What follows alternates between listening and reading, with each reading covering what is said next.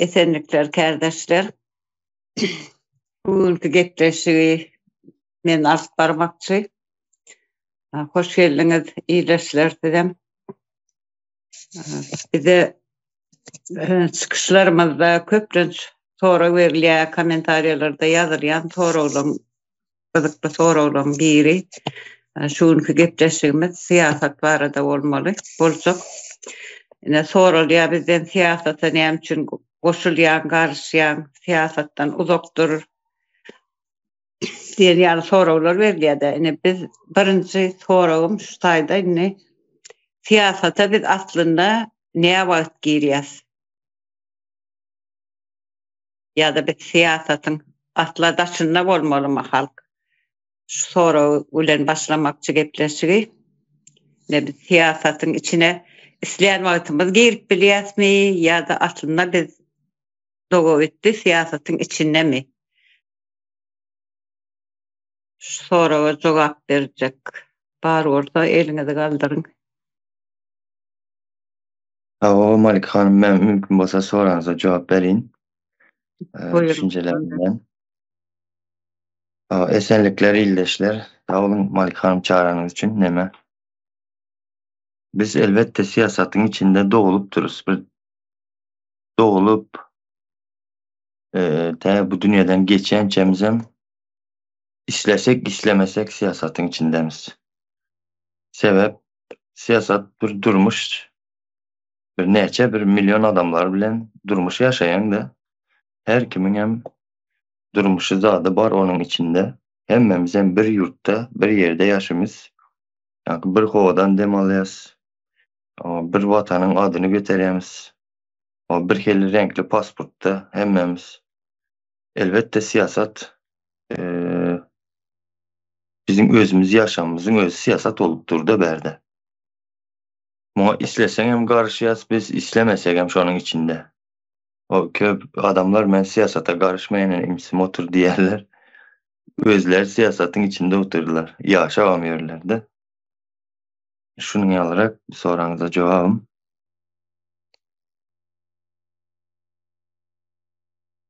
Doğru aýtýan Arslan Bey, sebebi biz isleýän wagtymyz bir siýasat bir gapy diýen açyp soňa girer ýaly. Men siýasata giresim gelýär şuň. Ene men bugün erteligim siýasatdan çykdym diýilýän bir oda däl ýa bir öý däl. Biz ýaşamyzyň özü siýasatyň içinde. İslesek islemesek şu siýasatyň içinde biz bizim okumamyzam, işlemegimizem, saglygymyzam, ýaşaýyş şertlerimizem hemmesi siýasat bilen bagly ýöne. Soňa düşünmeýän siýasatdan uzak durmaly diýilýän soralar gatykän ýygy gelýär. Soňa goşulmaýanlaram mysal üçin olaň pikirçe siýasat döwlet işleri şeýle diýip düşünýärler-de. Ýaşamyň özü bir siýasat. Şo siýasat ýaşamyň bilen sen ölümüň bilen bile gaplap alýar öz içine. Döwletiň işem o da bize bagly. Şu döwlet başyndaky prezident bolsun, häkimlik bolsun, ýene deputatlar bolsun, ine bilmedigimiz bir sürü deputatlar bar eken, tanamadygymyz, Çakaçyň adyny duýmadygymyz deputatlarymız bar eken Türkmenistanda. Şu zatlaram siýasat bilen bagly, halk seçmeli olar millet vekillerini. Eýem sen şoňa oý beren bolsaň, ses beren bolsaň, sen siýasatyň içinde, hem Türkmenistanda bar bolsaň, sen şu siýasatyň içinde. Gaty dogry jogap berdiňiz, gowy jogap berdiňiz. Arslan Bey, başga söz aljak, aýtjak barmy öz pikirini? Men söz alyp bilermi? Buyurun Bahar hanım. Siyasete koşulma, çüş gepleme diyenler häzir näme ýaşap ýörler. Siyasete koşulmany, hakkymyz talap etmäni, dyma sen goý da sen goý bolup, Türkmenistan häzir ýitip gitmäniň üstünde dur. Siyasete koşulanma men özüm gowanýan. Ne täze Türkmenistan üçin görüşip oturýarys. siyasete koşulup otururuz. Ben özümün şu harekete koşulanma uwanyan. Türkmenistan'a Moğollym bardyr, men garnaşlarymdan bar. Gepleseňem diýerler siyasete koşulma. Goý işiň bolmasyn, siyaset näme zat? Siyaset diýe deputatlaryň işi. Başymyzdaky jenayetçi Topar Berdimuhammedowlaryň işi. Siyaset olar. Biz otur diýse oturmaly, tur diýse durmaly. Bizim hiç il hakkymız ýok. Türkmenistan bizimki däl ýaly şeýle bir düşünjede bolýar. Goýunlar bir ýana kowsaň gidendir şol ýalyk özüni goýun ýerine goýup düşünýärler-de. O ýalyk bolmaly däl. Siyasete hökmen goşulmaly. Bizim hemme durmuşymyz döwlüň günümizden başlap siyaset bilen waratdyr. Çağa haqqy, ulandan soň ullaryň hemme haqqy, pensionerleriň haqqy, hemmesem siyaset bilen waratdyr.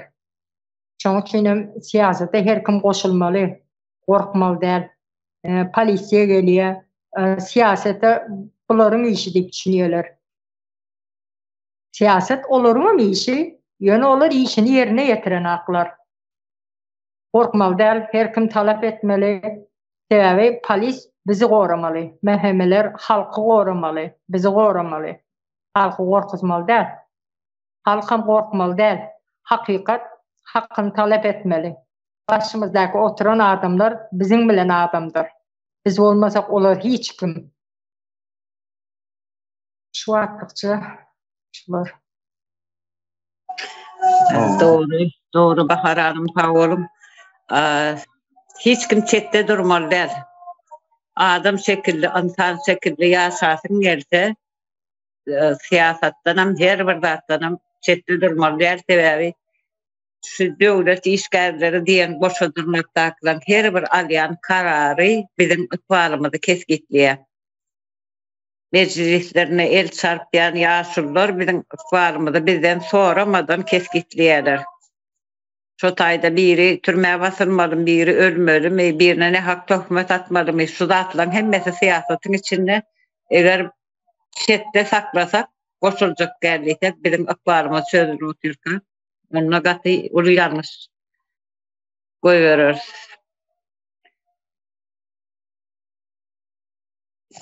Indi Malika hanım, bir minut benim bir zat yine koşup geçeyim de. Buyur. Ne için biz siyasata karışmalı değilmişik. O neyle gülün o?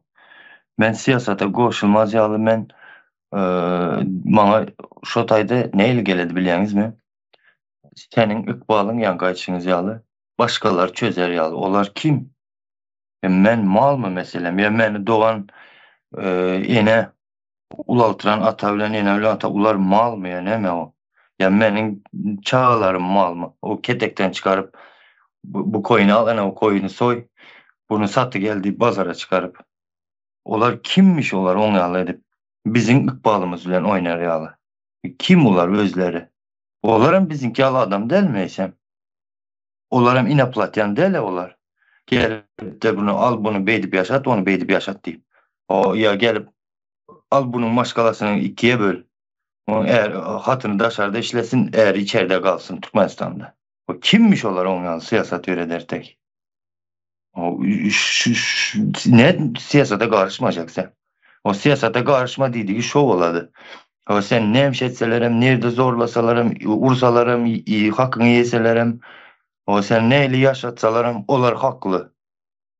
Şon yalı zaten söylemeye geledi bu manı çıkardı berdi. Ne edip siyasata koşulmayacak sen?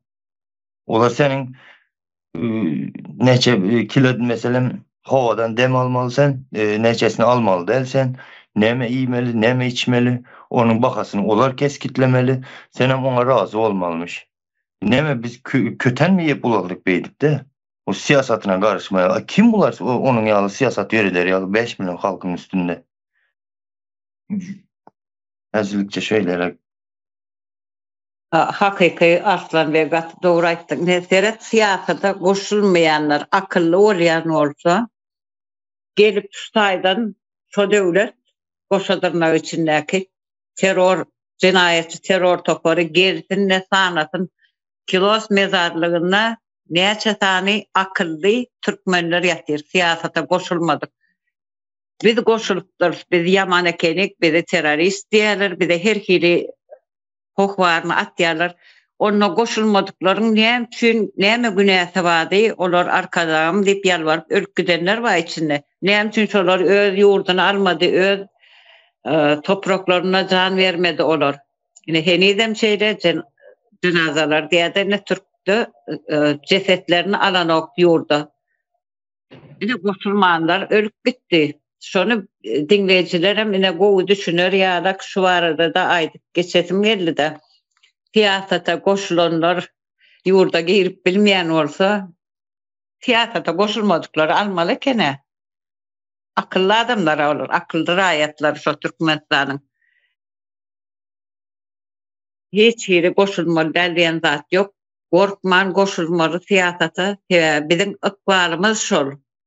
Bizi çepek çalp ne kilos mezarlygyny doldurdular. Arkadagyma şöhret, hara näme Serdara şöhret diýip ölüp gitdiler. Ol siyasat diňe Berdi Muhammedowylaryň işi däl, ýa diňe döwlet başynda oturanlaryň işi däl. Bizim tutuş bir halkyň ölüm sagadyna çenli belli şonuň eline. Islede wagt ýok edip bilýärler. Islede wagt odan nepede kıp bilýärler.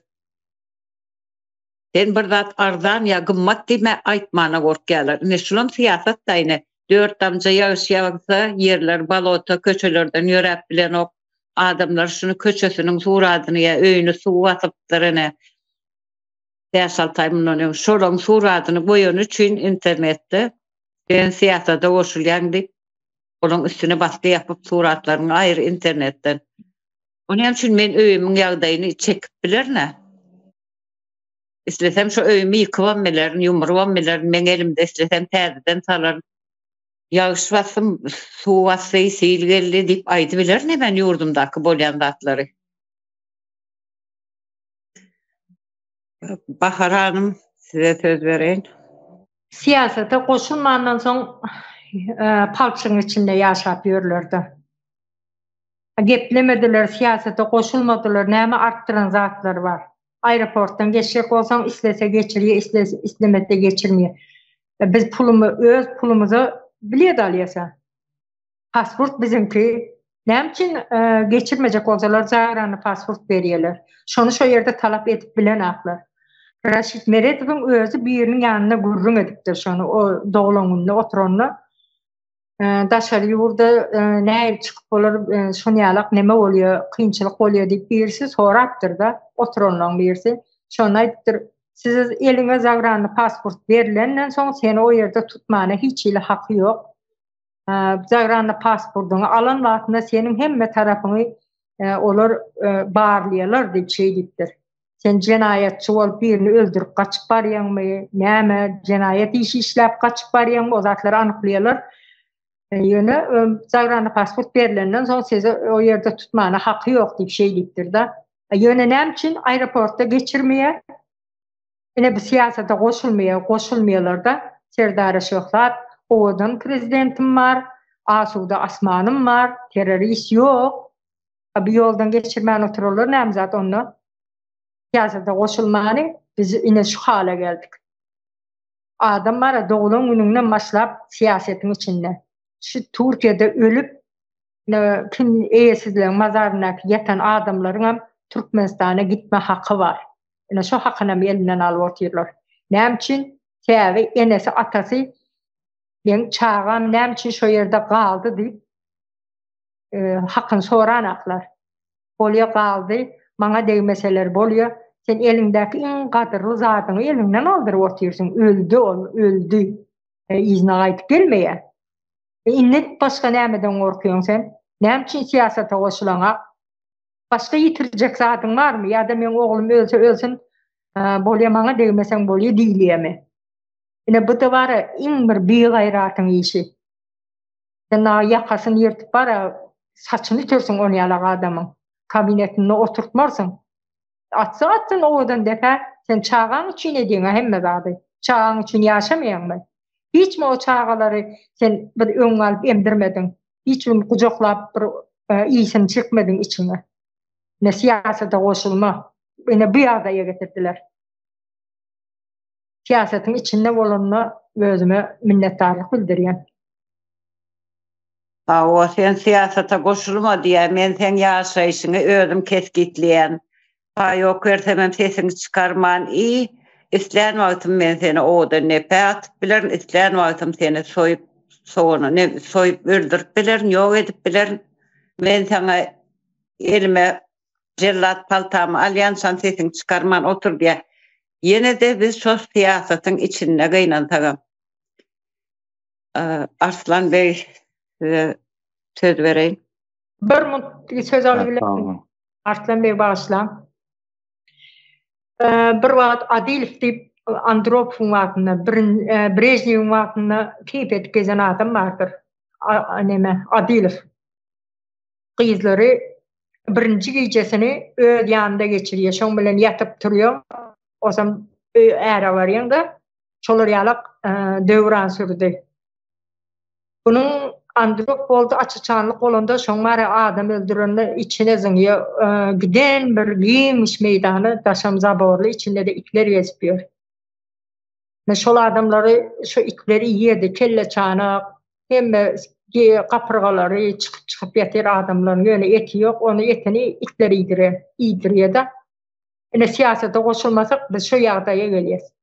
İstese sen birinji giýjäňde oň bilen ýatyp turarsyň. Sen bir neme de giyim da, istesen üstüne giyersin, istemese yokmun men bunu renkini halamak ya da köyüne ya da rengi bozuktursun bilersin. Ne siyasete koşulmadan dereceli adam oluyor. İstesen sen bu kıyızın çıkartlarını bir giyce yatıp duruyor, ertir kime varsan şona var. Atıp koyuversen özünü on küm içene erkin yetene. Ne siyasetten daşta olsan bu yağdaya geliyor adam. Şonun için siyasetin içinde olmalı, korkmalı değil, hakkını talep etmeli. Ya sen onu özüne bir erkin yesin, öz erkli olacaksın. Bahar Hanım doğru aytdym. Yani şu bizim Türkmenistan'ın içinde yokmu şu aytýandan, bizim Türkmenistan'ın içinde de bolýar. Ol Androv Adilov döwrüne Özbekistan gapdarda bolan bolsa bizde de bahäzir. Telim gyýylar ýok edildi. Telim gyýylar ýurtdaşyna satyldy. Häzir mektep okuwçylarymyz zaýalanyp ýör. Erkeklere çenli zaýalanyp ýör. Erkek oglançyklara çenli. Bizde geçiren oklar mı? Ene siyasete koşulmasan sen geleceğin yani bitti şu çağların geleceği yok. Şu çağlar hem psikolojik travmalılar hem fiziki taydan hem mi taraflayın şolar.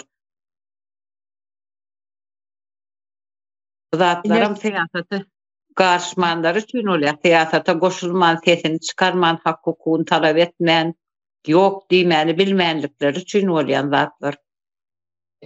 Ne hazır söz vereyim. Sağ olun aytyak zatlarımın biraz yadımdan çıkıydı oturan. Neme?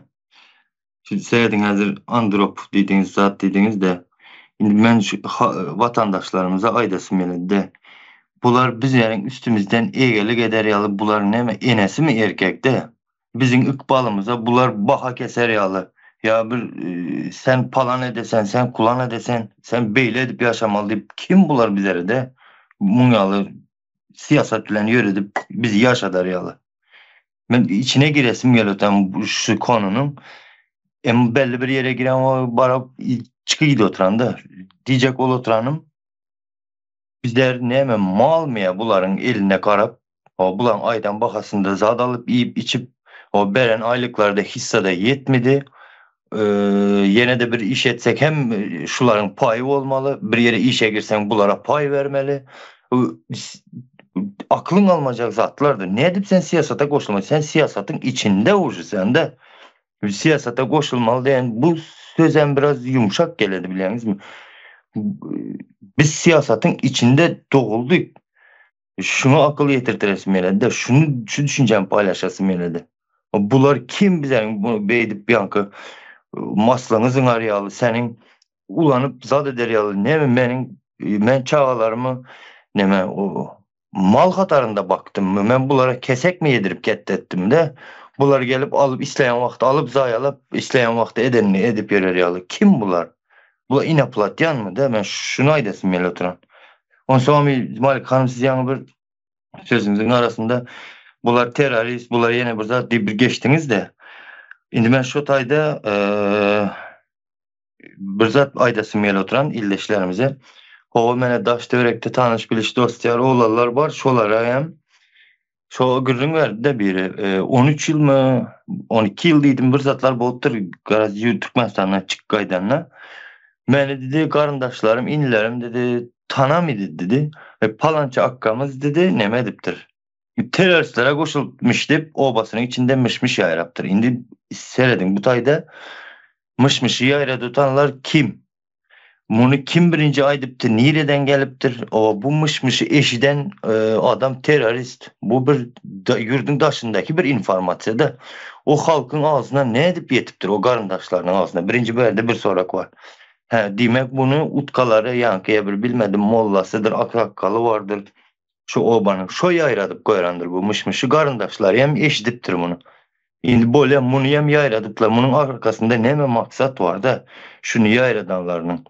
Ben şu yerini açacak olayan. Yani şunu eşleyen adamlar hep palanca karındaşı teröristlere karşılıkmış.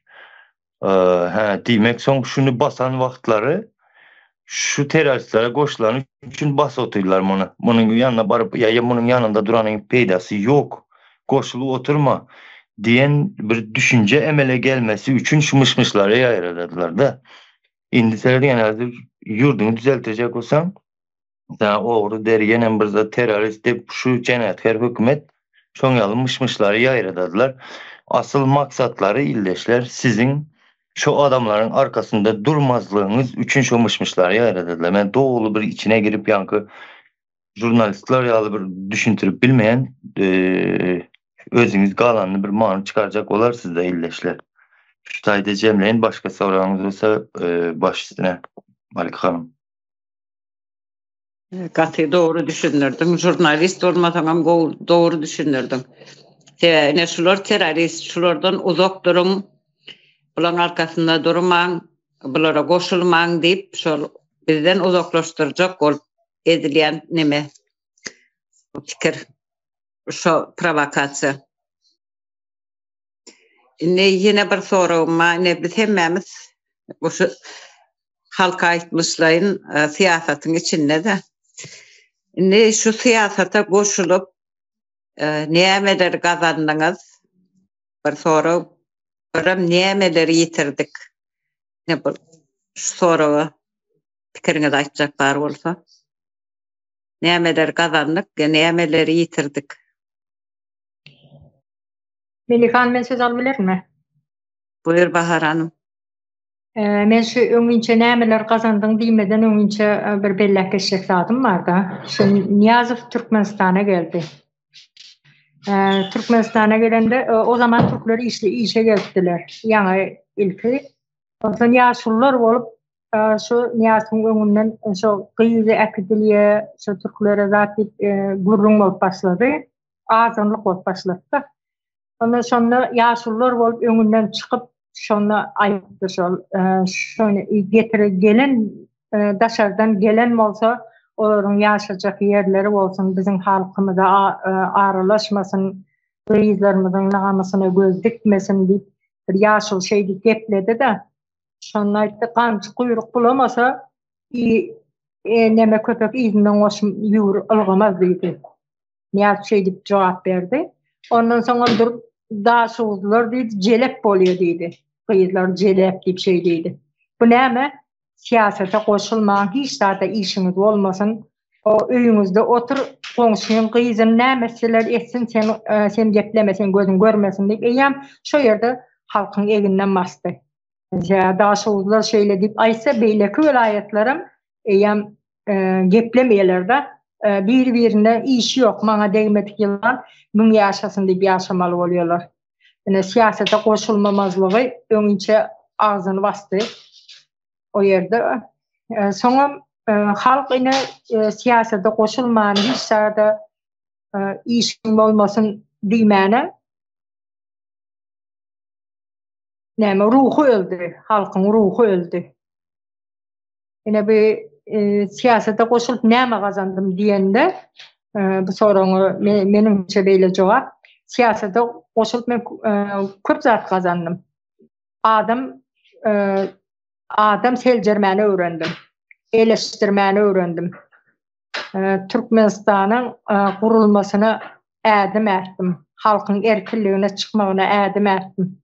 Ine şular maňa şu bir wagtly daşylar jelep gamçy kuyruk bolmasa it izinden algamaz. Ine şu zatlaryň siyasete goşulmagy meni öňe iteklenni bu zatlar. Kemsidilmeler, bir ýere işe bartaň işe alınmaýan, adam saýlap alýarlar. Aeroportdan arkaýyn geçip gidip gelip bolanak. Türkmenistanda bärden pul ödýän. Pulun işlerde yetenek Türkmenistany, dollar, 2 kurs, hemme zat prezidentimiz hem 2 sany, hemme zatymyz 2'den. Ene şolarda adalet yok. Halkyň hal ýagdaýyna seyretmeýi yok. Ene siyasete goşuljak diýip bular ýere batga batyp otyr. Bir ýagyş ýagsa bir ay ýatýar, ayaklaby ayagyndan gopup galýar aşağı ýokarsy bilen gidiýerler-de ýöne hiç sesini çykarmaýarlar. Ine bu zatlar men göre Türkmenistanyň içinde wagtymam bu zatlary her zaman görýär. Şoň üçin bu zatlar meni siyasete goşulmagy itergi boldy. Sağ ol. Oýdan sağ olun Bahar hanım.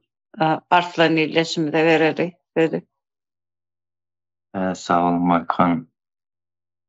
Gaty gowy sorak hem ýerlikli bir sorak berdiňiz de. Bizlerem ana şu soragy siyasata garşy näme gazandyň diýen soragy gatken geledi-de. Tanış biliş ýene bir ýerlerden. İlk bilen siyasata goşulup näme gazanmazymdan öňde şuňa bir şuňaly bir zat aýdyn. O näme üçin men siyasata goşuldum? Şuňa aýdyn birinji ilki bilen. İlki bilen men siyasata goşulmamyň sebebi ýollaryň 2020-nji ýylda ýapylany. Ene şo meni ýaman nemetdi-de. Bir maşgalamdan aýryp goýbardyldyk. Ondan soňra gelip gözüňe basyp ýanky ýoly ýapyp edenetdilik boldy. Men ene şu zat goşulturdy siyasata. Indi siyasata goşulup men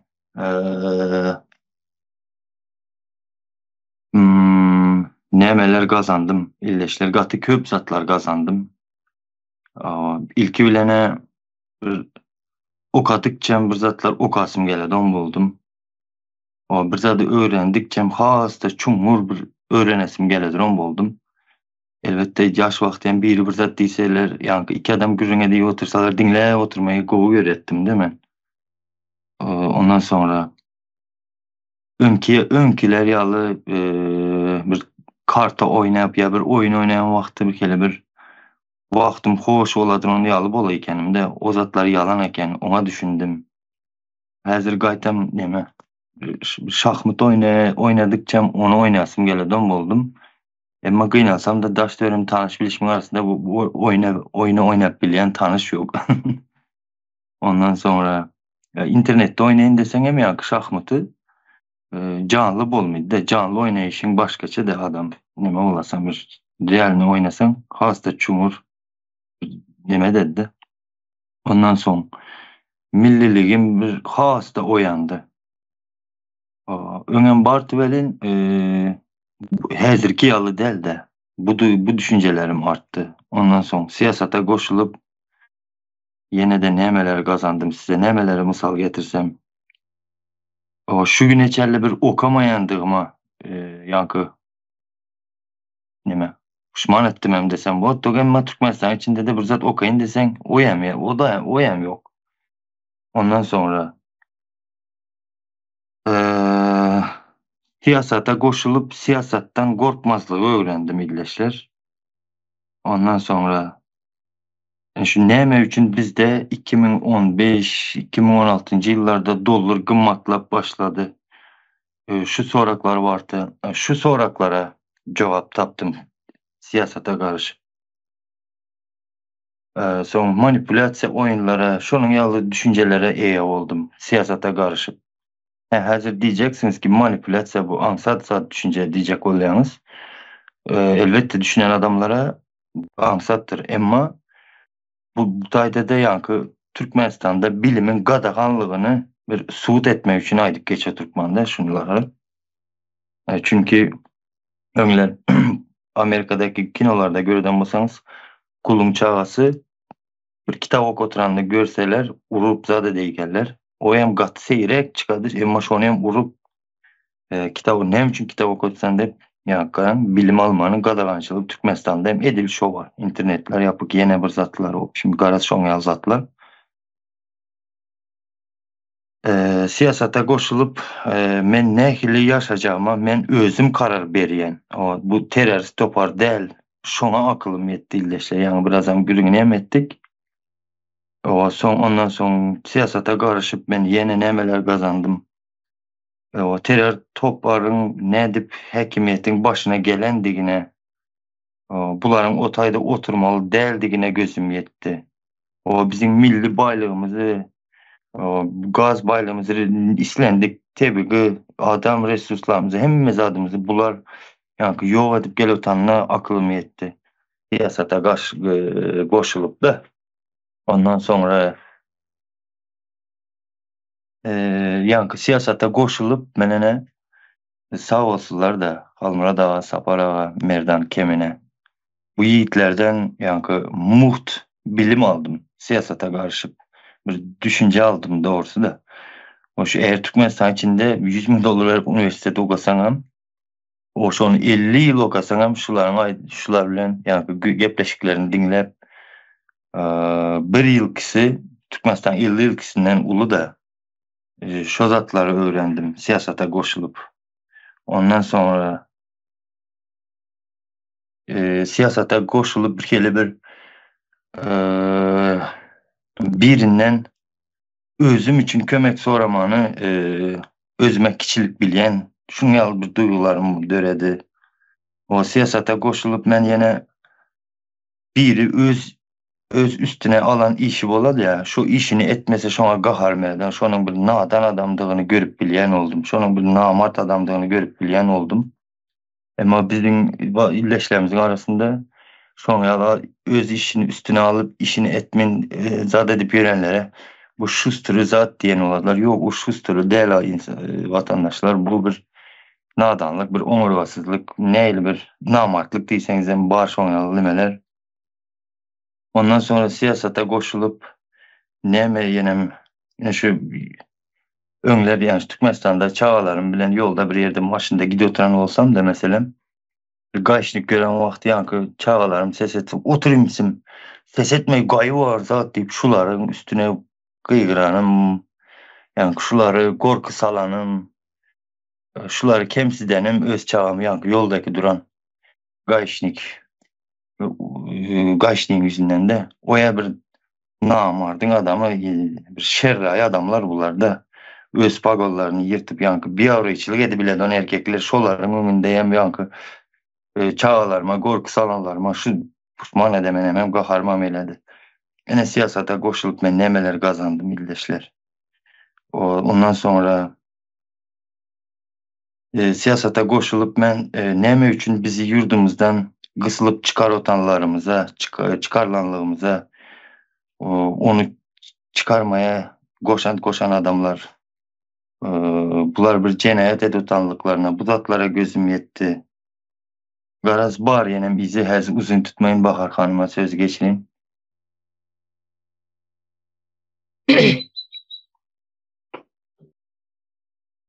Buyurun Bahar Hanım. Sizden. Ben şu siyasete goşulyp näme gazandım?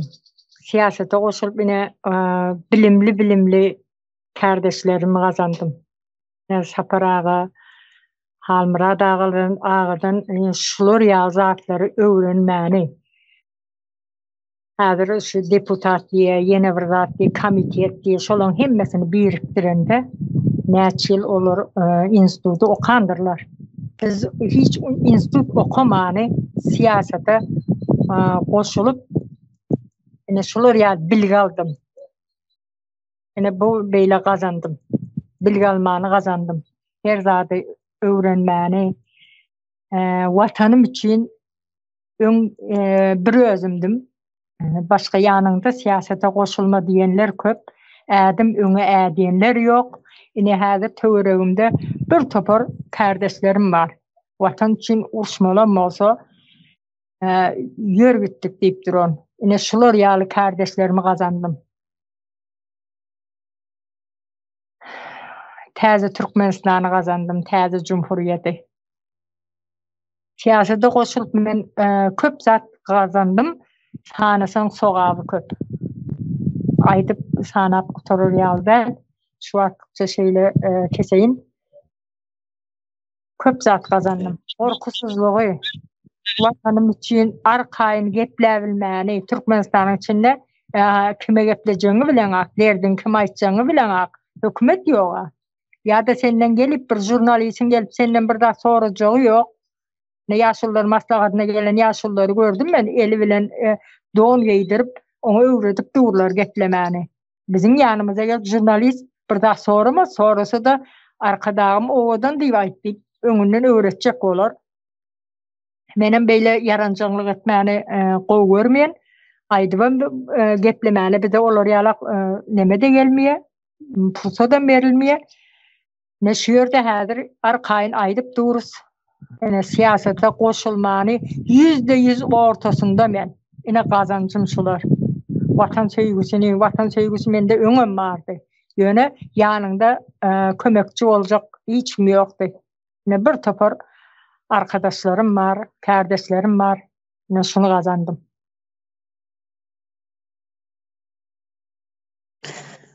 Sağ olun kardeşler, gaty gowy düşünürdiňiz, maňa söz goýmadyňyz diýen ýa-da siýasata Bir zat göz buyur Arslan Bey.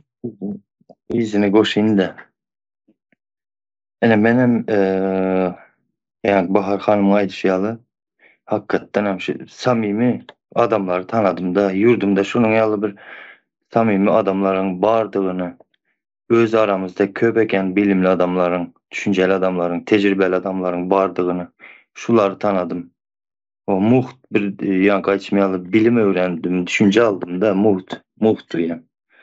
Ondan sonra siyasata garaşyp näme düşündim? Şu başgalaryň ýurduny östürüp ýörenime düşündim.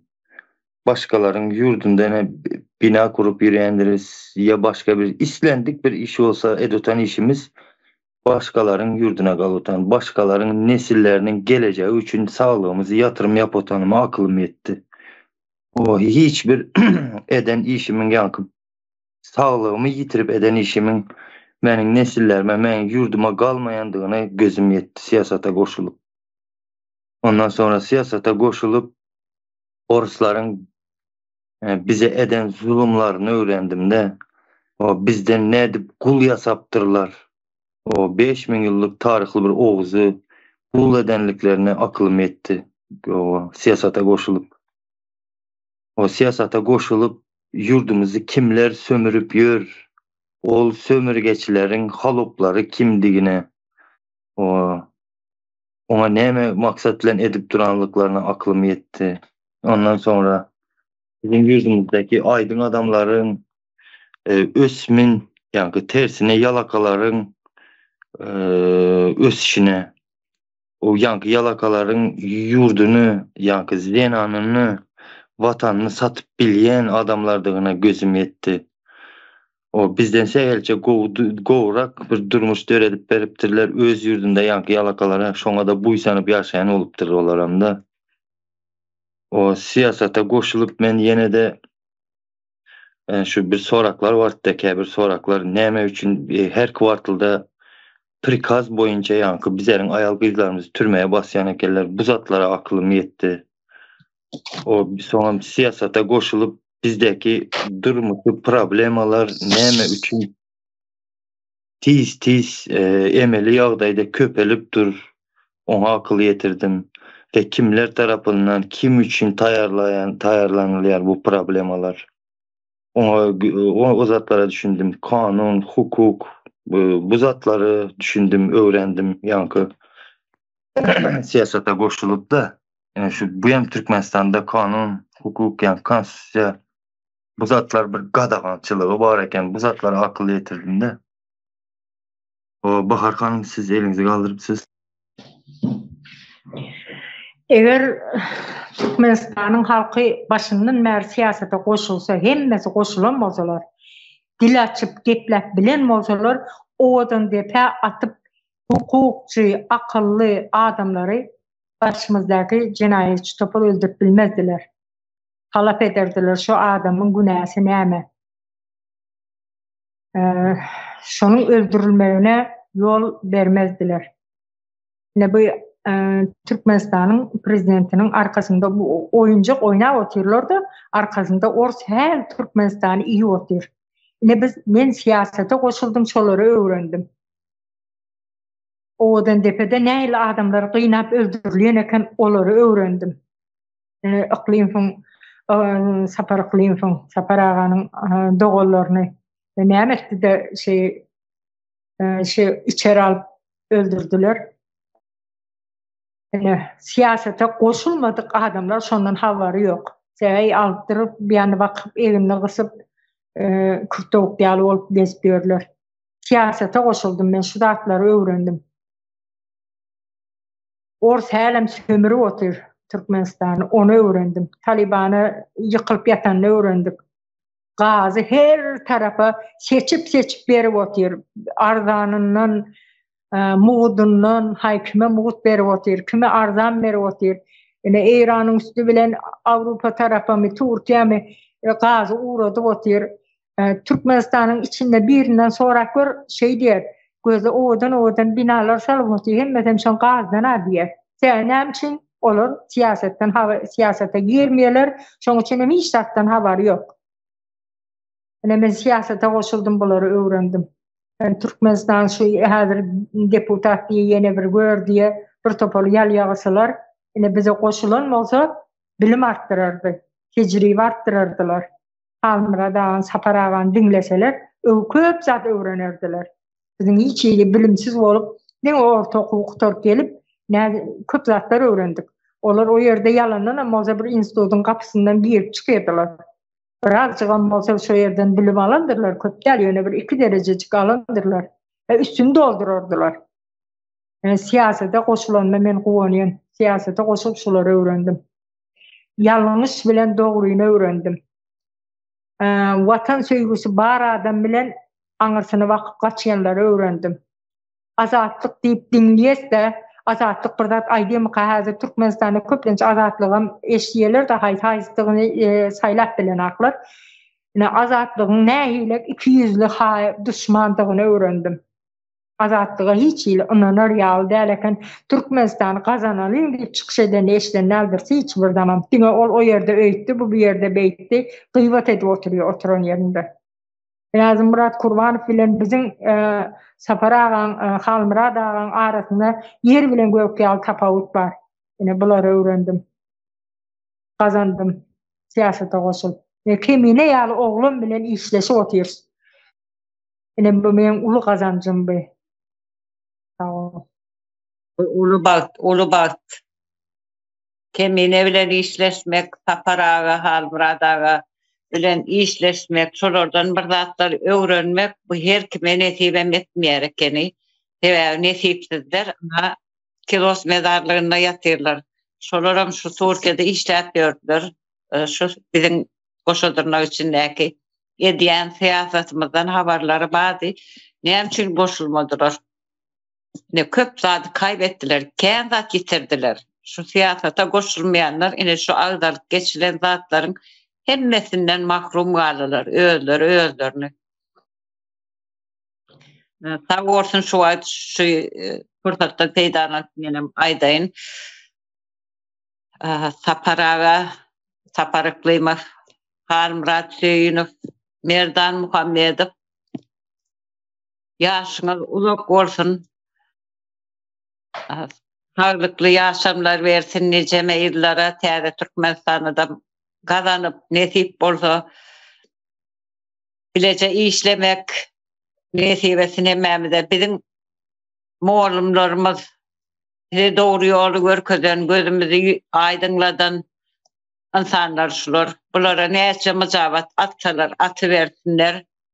Hiç bir işe yaramaz sebäbi halk görüp bilýär kimin kimdigini. Bizim muallimlerimiz, öwretmenimiz görkezden insanlar bular. Bular bilen hiç kimi deňeşdirip bolmaz. Ol Murat Gurbanowlar, ol geç sakkallar olur, aňyrakda öýüri bersinler. Olar özüni hiçem deňe bilmezler. İnsanlardan. Şu taýda gowy belläk geçdiňiz, maňa sözem goýmadyňyz, tööleme. Hemme şu siyasata goşulmayanların yitirejek, hatta yitiren zatlarına tanak geçdiňiz de. Ha oğlum, inni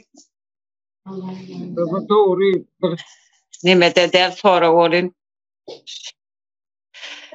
aýtdyňyz, buna jogabam berdiňiz. Ol şu siyasattan biri iyide kaytaracak bir mesele ya problema ya güç görebilýäňiz mi gelecekde? Soragam jogap beräýsäňiz.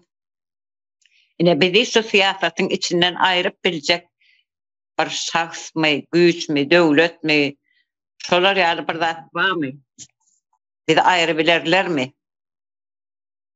Siyasatdan. Men söz alabilirmi? Ha, buyurun Bahar Hanım. Hiçbir güç bizi şu işläp oturan işimizden izine gaýtaryp bilmez. Bizi siyasetten hiçbir güç aýyryp bilmez. Biz bir adım ettik, soňuna çelli. Soňunda ölümem bolsa, oň üçin düşünmesinler bilen öýüne baska ederiz, gorkuzarys, bir elinden çeker, elini çeker. Hiç olar ýazat düşünmesin. Hemme zatdan birinci gelýän zat watandyr. Watanymyz üçin canımız gurban bolsun. Sapar aganyň, Halmyrad aganyň kemýänäniň şu täze Türkmenistan gurulup dikeldilýär. Ýöne biz bulara soňsuz borçludyrys. Ýa şularyň kömegi bilen, şularyň goldawy bilen täze Türkmenistan guruldy. Hiçbir güç bizi iýe gaýtaryp bilmez. Aferin Bahar Hanım. Sağ olun. Hakiki bizi hiçbir güç onun boşuna arrığına gıynamasınlar, baskıyı basıp, korkudan olup, türmeleri bilen, yeneleri bilen biz sebäbi doğruları görüp bildik, göz yetirip bildik. Biz vatanımız üçün, çağalarımızın gelecek, neslin geleceği üçün biz şu yola girdik.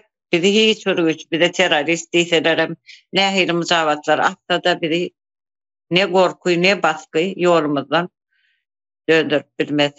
Ya biz hakiki öz yerimizi gördük. Şuhtaydı öz yerimizde, öz ornumuzda. Şu siyasetin içi bütün halkın girmeli yeri. Olurum görüp bilseler girirler, gidecek yerleri yok devevi. Yani bizi şuhtaydan ayrıp bilecek, şu yolumuzdan iyi de tesir bilecek hiçbir zat yok. O döwletem arrygyny gynap oturmasyn, baskı yapıp bizim çağalarymyzyň üstüne barıp jaň edip häzirki ýagdaý Türkmenistanyň adam döwlet üçindir, döwlet adam üçindir diýip ýazýar. Şu aslynda halky kullanýarlar döwlet üçin. Islese hyzmatyny etdirýärler, islese janyny alýarlar.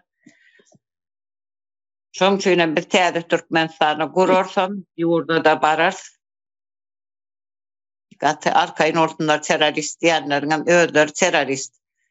Biz elimize yara galyp biriniň üstüne toplamyzok, birini öldürmeli, garmaly diýemzok. Biz öz hak hukuklarymyzy talap etýäs, ýurdumyzy arasalap, täzelep, täze cumhuriyet gurmakçy. Şoň üçin şu işleriň içinde biz Arslan Bey'e söz vereyim. Buyurun Arslan Bey. Sağ olun Malik Hanım. Neme sizin hazırki beren sorularınıza cevap vermezden önce yine bir iki saat koşacak zaten var, şu an koşayım da mümkün olsa.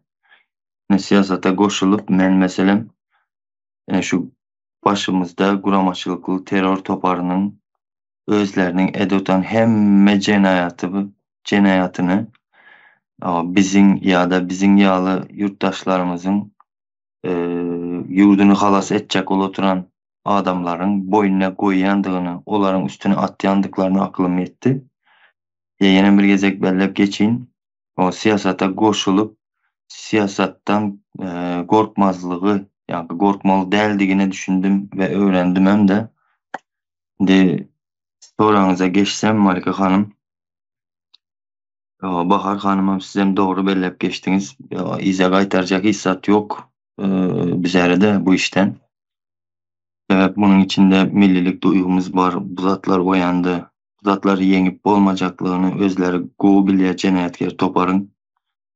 Ve onların özlerinin şu güneçelli halkı aldap cenayet edip gel utandıklarını biz hasta halka düşüntürmeyimiz hem o düşüntürmem gel oturuz yani gözünü yetirmem gel oturuz suudam edip gel oturuz bu zatları düşüntürüp bilyas da gapın kıskası ize gaytarıp bilecek hissat yok ama fikir ediyen de dine ize gaytaracak zat bizi yani şu Türkmenistan'da diyelim yani 5 milyon dediler ya 7 milyon dedi kuramaçılık cenayetkar topar şu 7 milyon halkı çıkarıp eğer bar olsa şu 7 milyonu şunun teze doğulandan te ertir dünyadan gideceği bar olsa şona çelle hemmesini önümüze çıkarıp yok bize teze Türkmenistan gerek değil.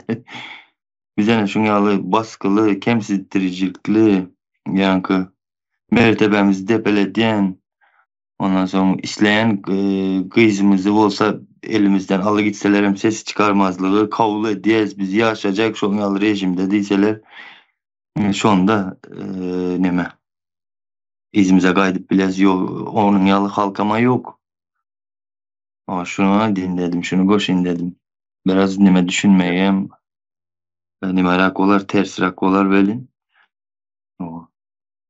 Yok doğru Aslan Bey. Onu halkam değmez. Halkam isleye o adam yaşat geliyor. Biz bütün Avrupa devletleri, Amerika yeneler Türkiye en verkisi şuram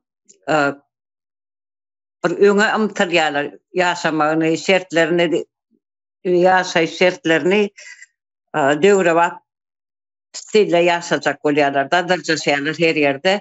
Biziňkiler bolsa ýyda gidip otýar. Otaň biziňkiler ýam köp adamlar bärde gördü, işledi, gördüler, bäriniň şertlerini öwrendiler ýa Awropada işläp ýörenlerimiz we oglanlar, gyzlar. Otaň şolar islemezmi şo gören ýaşaýyşyny öz ýurdunda da gurnamagy, öz çagalarynyň gul bolyp, ýurt söküp, deňizlerden, derýalardan aşyp, gulçulykda gelip iň soňuna da bärde ölüp jesede galyp, şonýal bolmagyny, sürünmegini islemeýänler kene. Olaram ýuwaş goşularam aňarda da baryp eýýäm. Şoňa neme çaba gösterirler. Ve halk isleýär. Ýöne halka azajyk baskı salýarlar nirdäki ýakasy gaýşly şermenne ýaňy aýal maşgalada deňärýärlerle hele diýteňem helem uňýany erkekrek çykýar. Ine polisiýa işgärleri, ýeneler, gaýşnikler, myhamalar öz bähbitleri üçin iýilýänçe muçy iý oturan zatlaryndan kesilýärler. Olan kuşol de teröristler olup olan özlerinin teröristliğinden bilýärler, özlerinin gelip oturan raskallyýyn näni koşadyrynyň içinde şondan kesilýärler. Şoň üçin hem o bize garşy halka, biziň ýyzymyzdaklara baskı ýapýarlar. Ýöne biz halkam isleýär, bizem isleýär, gurursam täze Türkmenistany. Bizi ýyzymyza gaýtarjak hiç bir güýç, o 4-5 sany terör toparına hiçem korkuymydam yok, ürküymydam yok. Biz bir işin başını tuttuk, nesip bolsa duamynam getirer, arabam yeňiş baýdagyna Türkmenistana diker.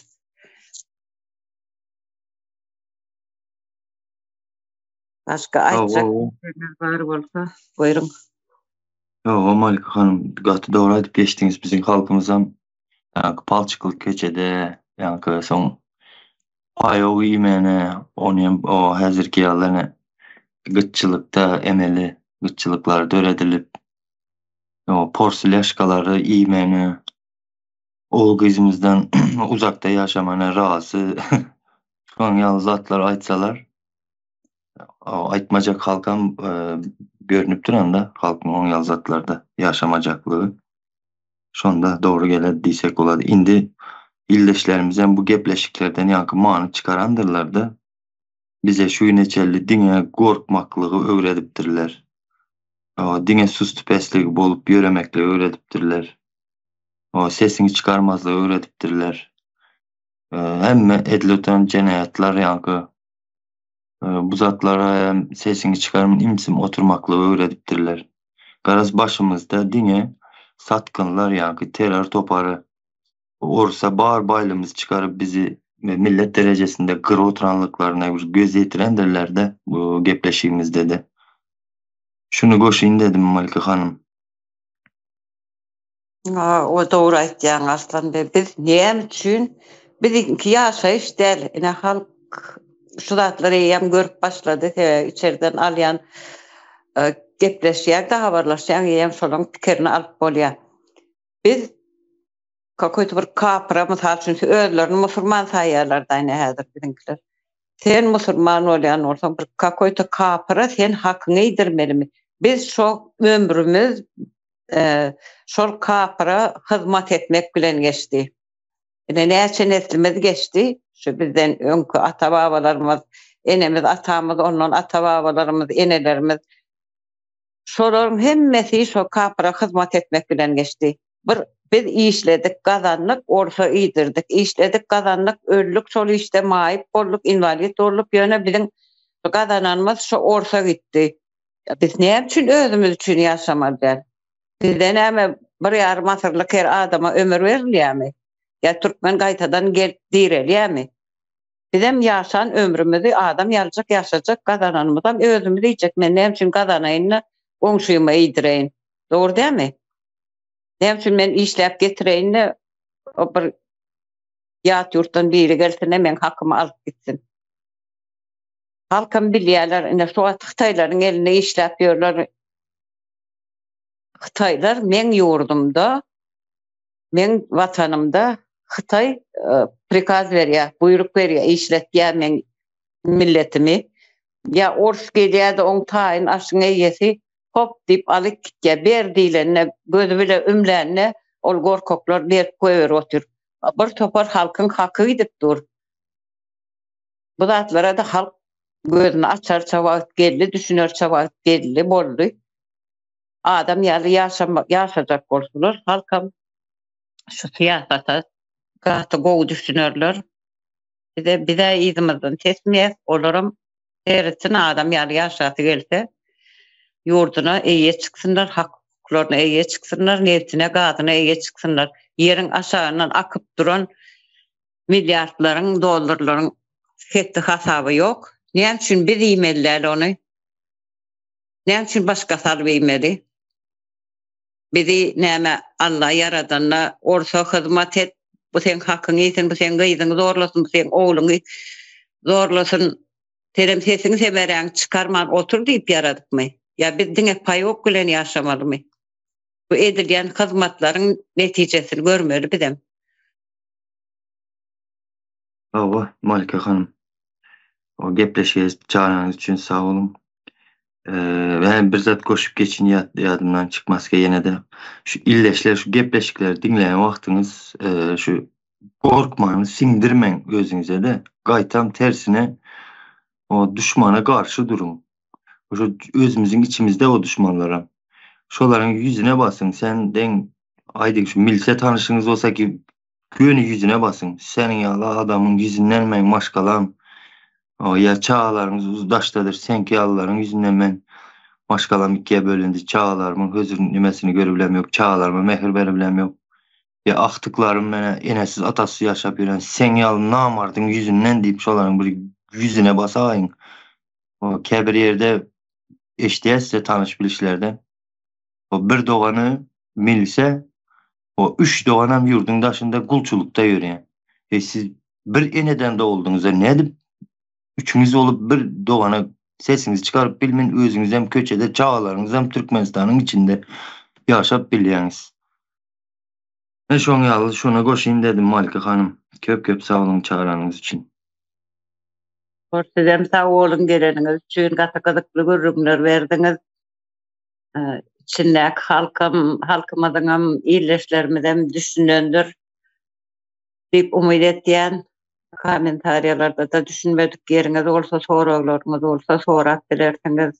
Ondan sizin soraglaryňyz boýunça ýene-de çykyşlarymyza dowam eder. Sizin düşmanyňyz daşda däl, işte men döwlet diýenler, men häkimet, men hökümetmi, näme? Men döwlet diýenler şolar biziň düşmanymyz, halkyň düşmany.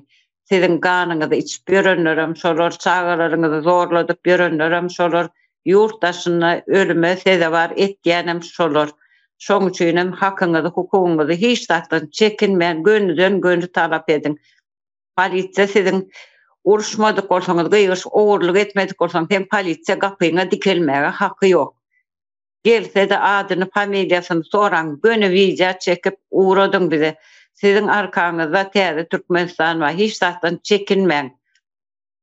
Şol polisem, mahamalaram iki ayaklı, iki elli adam özüňiz ýaly halkyň içinden çykan ýöne adanlar. Ahlaksızlar, oğrular, ganhorlar. Ana tapawutlar ýani ýere sizden şolar. Şoň üçin özüňizi ezdirmäň. Gerek bolsa urun. Beriň maňlaýyna sizi gelip öýüňize rahat etmäne haky ýok. Ondan şu taýda ýene bir pursatlar peýdalaýan aýdaýyn. Biziň eýdimizde, çağalarymyza baskı yapıp azara galmaň. Biziň bilen özümiz bile habarlaşyň. Biziň çağalarymyz dälle şu çykyşlary etýän biz hut özümiz. Şoň üçin kada kanun bilmeýän bolsaňyz kanun goraýjylar. Bir iş eden olsa, şol işi eden adam bilen gepleşilýändir. Barıp ýygynaklary založnik goýup gaýdam zok size eliňize, edeniňize ediberiň diýip. Olaň üstüne de zamanda biz bilen gepleşiň. Sizem biziň garşymyza onu YouTube kanalyny alyp baraň, biz çykyşlarymyzy gönümer goýup otursa aýtjaklarymyzy aýdyp otur. Çykyş etmesin, plança ýyl kesýän. Siz kim aý bize ýyl keser ýaly? Gelse gönü türmü, gönü staýdan daha şol wagt diýerler. Ya näçe nikaba men ýylymdan baryp sodatlar, sonra ey men sizden mi öğreneceğim ahlak dersini, siz mi vereceksiniz bana? Ahlaksızlar. Hoca sağ olun, iyileşler gelip gürüngdüş geçireriňiz üçin gaty-gatyklary zatlar aýdyp berdiňiz. Malika hanım, bağışlan deme. Şu tandır kızgınlığında yapı oldu yerler. Şoňky ýaly ýene bir zat goşaýyn da mümkin olsa. Uzunam boldy, bağışlan illeşler neme? Yok, buyur aslan. Polisiýa diýdiňiz de şolar özlerine basılsa, yaksa şo işi etsinler. O özüne ilki basıp görsünler de garaz edip ýöreňiňizi özüňiz göterip bilseňiz edin. O şu jenaýetkär hökümeti goldap. Sizin eliniz bilen ýaşap dur şu hökümetdekiler. Şu rejim, şu sistema siz saklap dursunuzlar. Şu polisiýa diýeniňize ýene bir zat eşitipdim de şonu aýdyp berýin ildeşlerimize de. Garaz birisi işe giripdir ýanky polisiýa bolup bir 10 ýyl mundan öňde soň şu başta giren wagtlary şunu haýsyan bir türmeye işlemeye uğradypdyrlar da çerçögüň içindeki bolan gürrüň bu soň. Yani gidecekler zaten bir boyun kaçırıp mı zat edip mi son gitmesen olmadı deyip garaz bunu uğradıptırlar. Yankı yerde türmede bu 3 ay mı neçe ayam işlep yankı dine işleyen yeri türmenin içinde adam urmalı vakti ola diye şu vakti şona işleyen deyiptirler seyredin. Demek berde bular hem meciyi adam urulayan yerinde geçen şu nemeden geçer bular şu prosesten de hem meciyem 3 ay mı 2 ay mı neçe ay işleyen olsa işlep. Son yankı işlep geliptir yankı türmede adam urulayan yerinde. On son gelenden son yankı komandirler ay demiş de başlıkları. İndi sen demiş bizden boldun diyen seyredin. İndi bundan son demiş o korkma demiş. İzlenem ay demiş ki atan olsun, enen olsun, doğanın olsun, tapawdy yok diyen. Basmalı olsa korkmayın basyan indi bundan sonra düşündün mü deyipdirler seyredin. Bular aydan sözlerine seyredin. Sen indi bizden demiş. Durkan siz ne edip bu sözleri aydayanızlar? Siz bizim aramızdan çıktığınızdan bizim aramız bizim halka karşı gelen adamlar onda siz. Siz bir topar olup siz seyredin aydan sözüne. Sen indi bizden diye. Ha, demek sen indi teröristlerden dediğin oluyor mu? Gördünüz mü illeşler nerelerde yatıyor bizim düşmanlarımız? O sağ olun. Köpkürledim. Uzun ömsürdü. O şey, nimet derler de hani vicdanını yengdiriyorlar özlerine. Vicdan diyen zat kalmıyor sonra hani birini yenip öğrenmek. Ya ite bir taya vurup bilmeyen adam yenstirip yine özümüz öz Türkmenimizi ezdiriyorlar bizi. Taştan duruya ort berýän buyruğu bilen ezdirip öldürüp ýörler. Ondan özüne de men türkmen diýjekdirler. Ya da biz watan döňüş wagt biz dogrular aýdyp oturanymyz üçin halk düşmany, olar watan söýer. Sen watanyňy söýýän bolsaň, sen milletini düşünýän bolsaň, öz milletine bu eziýetleri etmezdiňiz. Inni şu taýda gaýdyp bir halkyň bir ýekece iýleşlenmeňem çağalaryna, en atalaryna, hosarlaryna baskı ýapanyňyzy eşitmeýin. Gön özümüz bilen gepleşiň. Ine şu sözleri diýen biziň bilen gürleşiň, biziň bilen. On ýarak sizi taýa gurduryp, sesini çykarman oturjak adamlar däl biz. Her bir eden işiňizem hasabyny bermeli günüňiz uzakda däldir. Böyle sağ olun. İyileşler hakikaten uzaklara gidip taýda herkim fikirlerimizden daşaram, duygularymyzdan sakda bilmedik, aýtmaly bolduk. Käbir zatlar ýöne hakyky düşündirmeli, aýtmaly zatlar halk bilsin, görsün.